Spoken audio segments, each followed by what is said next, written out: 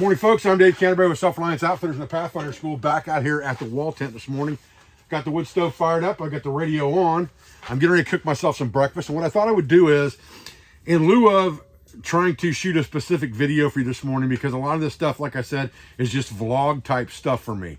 I just got done finishing a class yesterday, a 4-day hide tanning and fur processing class. I have a winter class that starts this coming Thursday. So I have a very small amount of time in between things a lot of times during my teaching season to get content out.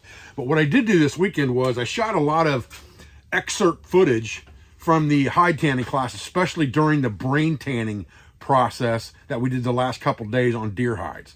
So what I thought I would do is, while I'm fixing my breakfast, while I'm doing some radio, while I'm getting the wood stove stoked up this morning really well, what I thought I would do is kind of walk you through the process of brain tanning, throw some excerpts in there of the different steps and processes so you can see them, and we'll go with that for a video today. So stay with me and we'll get started.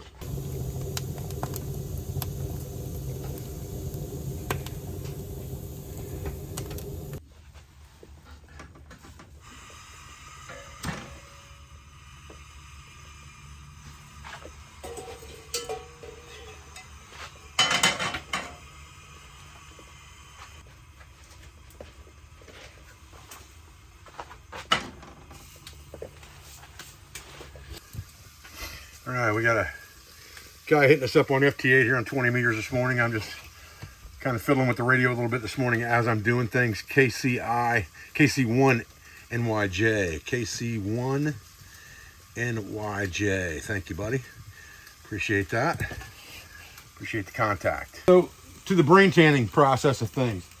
When you are going to brain tan a hide, you have to decide whether you're going to tan it hair on or hair off, obviously. Most of the time, if you're making buckskin, which is what we did this weekend in the class, you need the hair off. So you can either dry scrape that hair off, or you can wet scrape that hair off.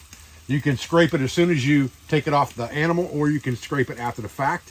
What I did was I left it on the animal when the animal was first butchered, so that we could decide during the class whether we wanted a hair on hide or whether we wanted to make buckskin. And they decided on buckskin. So at that point, you need to get the hair off the hide. So what we did at that point was we took just a bucket of water and we put about 2 shovels full of wood ash out of our fire into that bucket, hardwood ash. We let that hide soak for a couple days, the first couple days of the class. And then on the 3rd day, we scraped the hair off the hide. So this is called wringing, not dehairing, right? So you've got, try to take the hair off. There's also a small skin layer.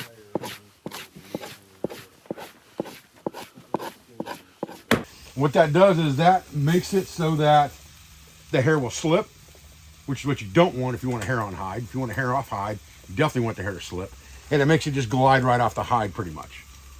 Once you get that done, then you're ready to start the process of tanning the hide. So you wash out the hide really, really well in clean water, and you prep it for the hide tanning process.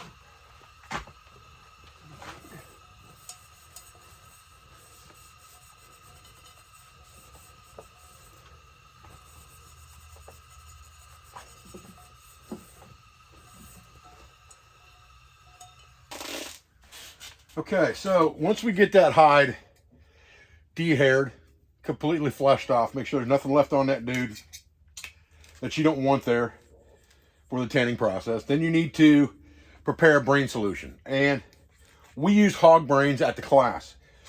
Obviously, I'm sure you've heard the old saying that every animal has enough brains to tan its own hide. And a deer does have enough brains to tan its own hide, for sure, if you break the skull open and get the brains when you're butchering the animal. Oh, man. Ooh. That's good. Golly. A little ham steak with some blue cheese, scrambled eggs. Woo. Man, I can't tell you how good that is. Golly.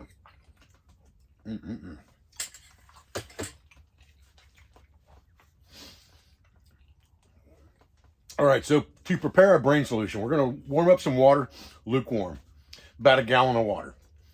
We're going to add about a half of a container of hog brains. They come in a small container, about the size of a cut sheet container.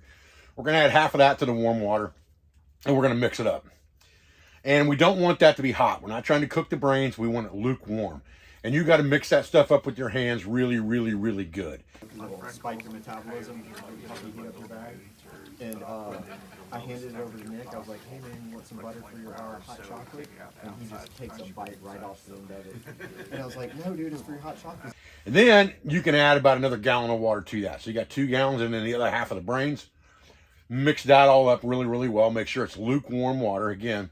So you got 2 gallons in a container with 1 hog brain in there. And you've minced it up. The water will almost be a pinkish color when you're done. It'll almost be a flesh color water when you're done. And it'll be lukewarm. At that point, you're going to need to submerge the hide in that braining solution. And you're going to need to work that solution into every square inch of that hide. You might watch out behind you. Got another one to come in. Yeah, there's no harm in letting that thing go ahead and do it. So, after. And it may take you a while to do that. We switched in and out with people at the class because you want to spend about a half an hour on that process, just making sure that you're braining that hide really, really, really well in that solution. If you only have to brain it once, that's a good thing. You may have to brain it twice. If you spent the time it takes to get that brain permeated into the hide really, really well, you're then going to pull it out of the brain solution. And so the next step after you've pulled it out of that tanning solution is to wring the hide.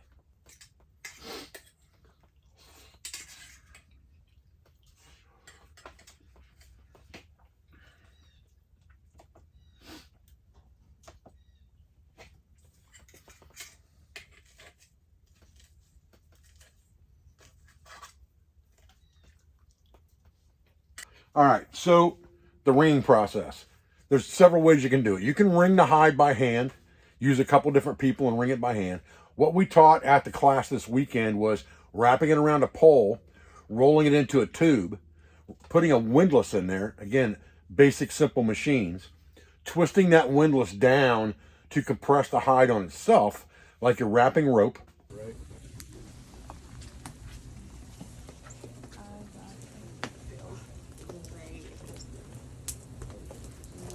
And you're gonna do this until it stops dripping. So it should go ahead and be tight enough to bind up on itself. Right. It can take it. Don't feel like you. So I'm gonna say that's probably about one more turn, and then I'm gonna want to lock it off.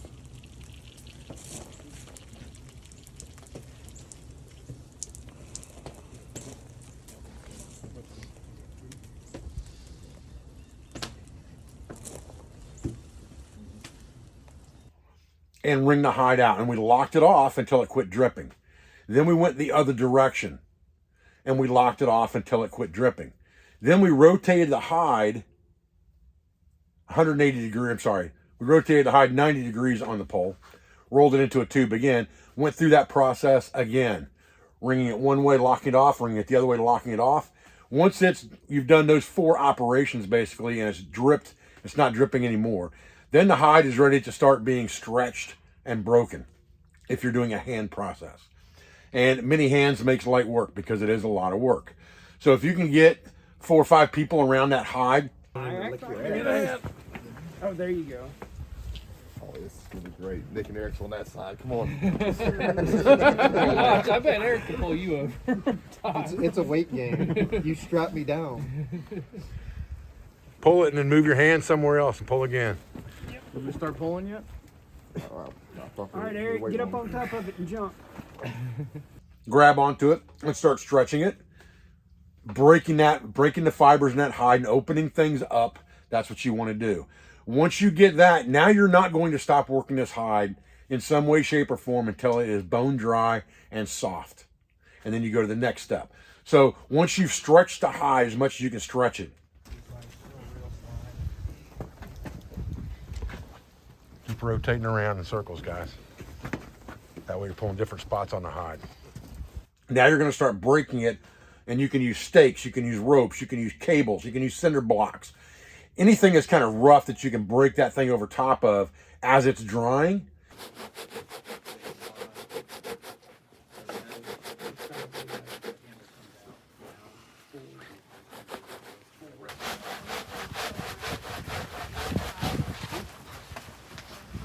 Even in your hands, wringing it back and forth, but breaking it over something makes an easier time of the job.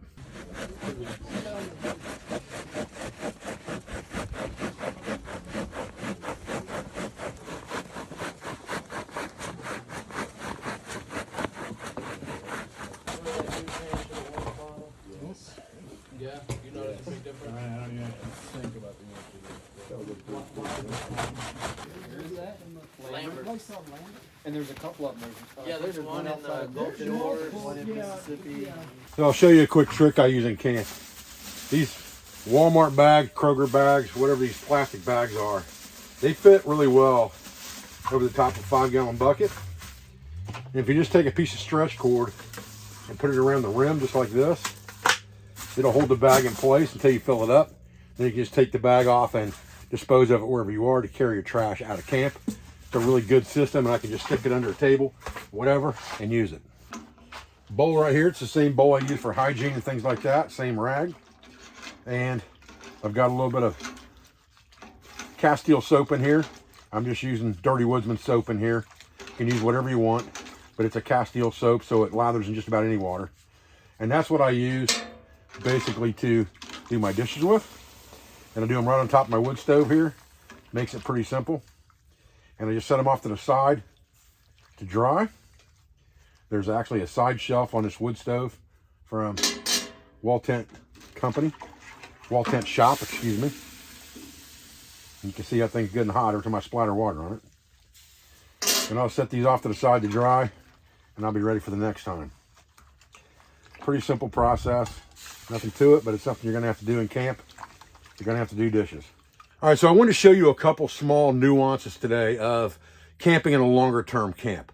Staying overnight someplace or not is a completely different thing. You're just going to be out there for the day. You're setting up a shelter. You're going to make a fire and then you're going home. Or if you're staying out for one night, it's a whole different ball game than if you're trying to do something for an extended period of time. And you've got to think about subtle nuances like conserving water. So I'll put that container of water on the wood stove when I fire up the wood stove in the morning. I'll use that to wash my face. I'll take a cup of it out of there, brush my teeth, get rid of that. Then I'll do my dishes from the morning in that.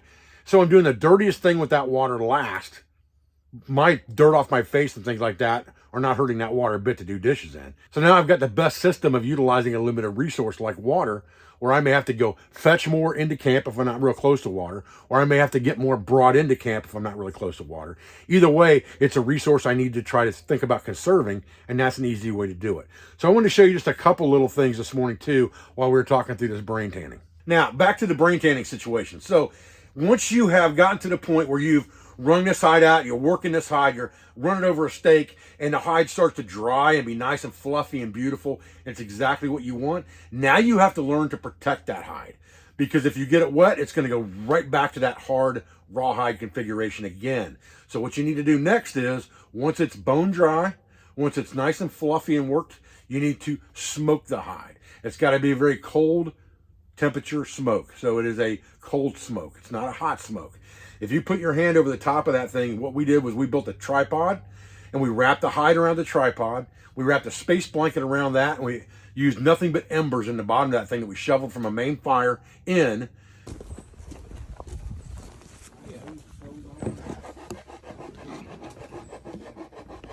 This is for the smoker.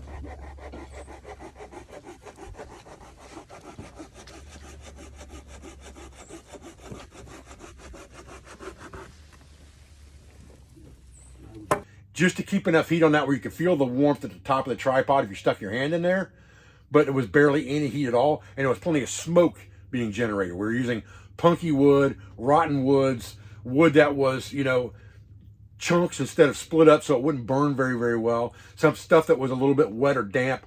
Things that generated a lot of smoke are what we use to smoke that hide.